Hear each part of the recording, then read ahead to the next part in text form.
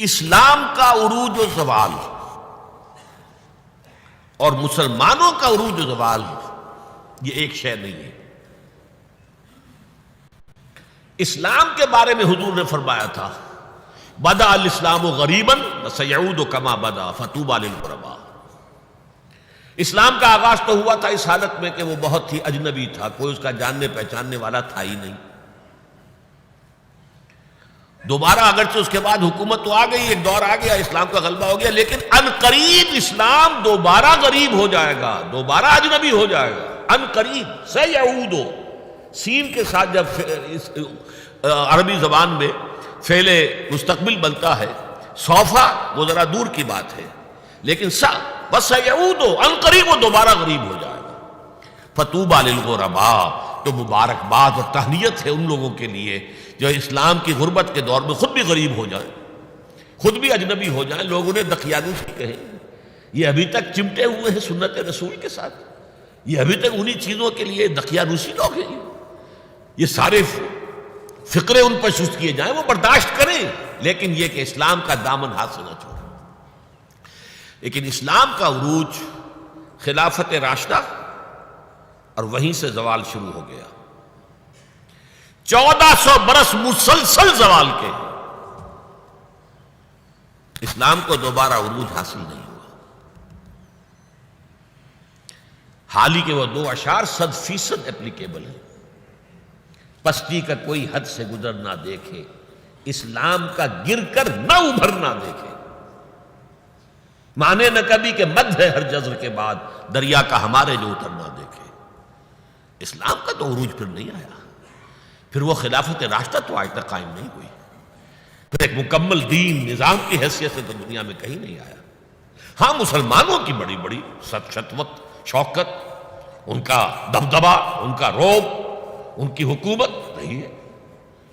اس میں یہ ہے کہ 2 عروج آ چکے ہیں، 2 زوال آ چکے ہیں۔ مسلمانوں کا پہلا عروج تھا اسلام اور مسلمانوں کا ساتھ ساتھ، حضور کا دور خلافت راشدہ، یہاں اسلام اور مسلمان ساتھ ساتھ جا رہے ہیں۔ اس کے بعد اسلام کا تو زوال شروع ہو گیا، مسلمانوں کا عروج جاری رہا۔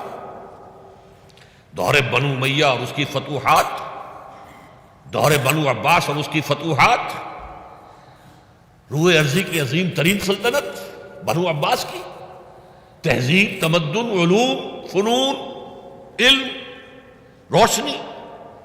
پھر ادھر سے بنو امیہ کا ختم ہوا، چراغ گل ہوا، تو ادھر چراغ جو ہے امیہ کا روشن ہو گیا، اسپین کے اندر، ہسپانیہ میں۔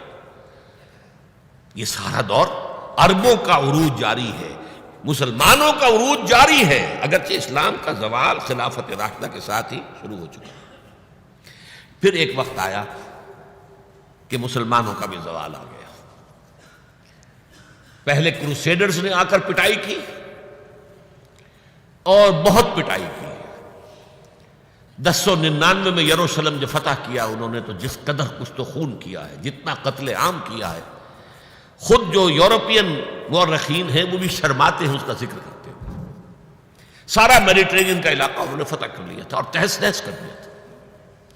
خیر اس کو تو 88 برس کے بعد صلاح الدین ایوبی رحمۃ اللہ علیہ نے واپس لے لیا، لیکن پھر اگلی صدی میں جو طوفان آیا ہے تاتاریوں کا، کروڑوں مسلمان قتل ہوئے، کروڑوں۔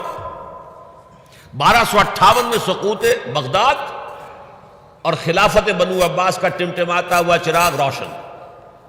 مستعصم باللہ کو گھسیٹ کر محل سے نکالا، جانور کی ایک کھال کے اندر لپیٹا، اور تاتاریوں نے اپنے گھوڑوں کی سمت علیہ کچل دیا۔ اور شیخ سعدی نے کہا آسماں را حق بود در خون بارد بر زمین، بر زوال ملک مستعصم امیر المومنین۔ یہ عربوں کا زوال، اور نوٹ کر لیجئے پلیز، اس وقت سے عرب امت مسلمہ کی قیادت سے معزول کر دیے گئے، آج تک معزول ہیں۔ دوبارہ عروج مسلمانوں کو ہوا، لیکن وہ ایک معجزہ، جن تاتاریوں نے کروڑوں کو مارا تھا مسلمانوں کو، وہی ایمان لیا۔ انہوں نے مسلمانوں کو کانکر کیا تھا، اسلام نے انہیں کانکر کر لیا۔ ہے آیا فتنہ تاتار کے افسانے سے، پاسباں مل گئے کعبے کو صنم خانے سے۔ اب یہ تاتاری ہورس تھے، ٹرکس، انہیں قیادت ملی عالم اسلام کی۔ ترکان تیموری ہندوستان میں، ترکان صفوی ایران میں، ترکان سلجوقی مڈل ایسٹ میں، ترکان عثمانی کا تو کہنا ہی کیا ہے، ایشیا مائنر سے شروع ہو کر پھر یہ کہ 3 بر اعظموں پر سلطنت روما کی طرح کی ایک عظیم سلطنت قائم کی ہے، دی گریٹ آٹومان امپائر، اور خلافت بھی انہیں منتقل ہو گئی۔ یہ جو دوسرا عروج تھا یہ ترکوں کے زیر قیادت تھا، عربوں کے نہیں۔ لیکن پھر اس کا بھی زوال آ گیا۔ اس کا زوال آیا یورپین کولونیلزم کے ہاتھوں۔ آغاز ہوا 1492 میں، سقوط غرناطہ، فال آف گرناڈا۔ اس کے بعد 1498 میں round the cape of good hope, راستہ تلاش کر دیا واسکو ڈی گاما نے، اور یہ سیلاب جو ہے کولونیل سیلاب آ گیا، ہندوستان، جزائر شرق الہند، یہ سارا آج کا انڈونیشیا، ملائیشیا، ہندوستان، یہ سب کے سب جو ہیں فتح ہوتے چلے گئے، جس کا کلائمیکس تھا اس صدی کے، پچھلی صدی کے آغاز میں۔ اب 21ویں صدی ہے، 20ویں صدی کے آغاز میں پہلی جنگ عظیم کے بعد تمام عالم اسلام یورپی حکومتوں کے زیر نگین آ گیا۔ تو یہ نوٹ کر لیجئے کہ ان 1400 سالوں میں امت مسلمہ کا ایک عروج، پھر ایک زوال، پھر ایک عروج، پھر ایک زوال۔ لیکن اسلام ایک ہی عروج تھا، اس کے بعد سے مسلسل زوال۔